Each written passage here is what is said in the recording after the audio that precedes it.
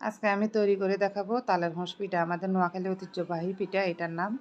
এটা বানাবো সম্পূর্ণ তালের রস দিয়ে, এখানে কোনো পানি ব্যবহার করবো না। আর দেখতে যেমন সুন্দর, খেতে তেমন অসাধারণ। এটা বানানোর জন্য আমি এখানে নিয়েছি তালের রস, নারিকেল কোরানো, চিনি, ডিম, লবণ, চাউলের গুঁড়ি। এখানে আমি 4 কাপ চাউলের গুঁড়ি নিয়ে নিব।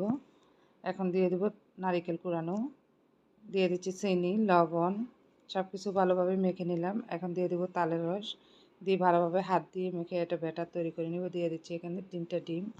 ডিম দেওয়া হলো এটা ফোলার জন্য, আর ডিম না দিলে এটা ফুলবে না, তেমন একটা খেতেও ভালো লাগবে না। এখন এটাকে আমি 1 ঘন্টার মতন ম্যারিনেট করে রেখে দিয়ে দিয়েছিলাম। এখন একটা পাতিলের মুখে আমি কাপড় বেঁধে নিয়েছিলাম, সেই কাপড়ের মধ্যে এইভাবে করে আমি পিঠাটাকে বানিয়ে নিব। এক পাট দেওয়ার পরে আমি আবার আরেক পাট দিয়ে দিয়েছি। তো এইভাবে করে আমি 4বার দিব, আমি 2বার দেখাই দিলাম আপনাদেরকে। এখন কিছুটা নারিকেল উপর দিয়ে দিয়ে দিলাম দেখার সুন্দরের জন্য। তো দেখতে পাচ্ছেন হোঁস পিঠাটা কত সুন্দর হয়েছে, একদম কেকের মতন। তো আপনারা চাইলে খুব সহজে বাসায় এটা তৈরি করে নিতে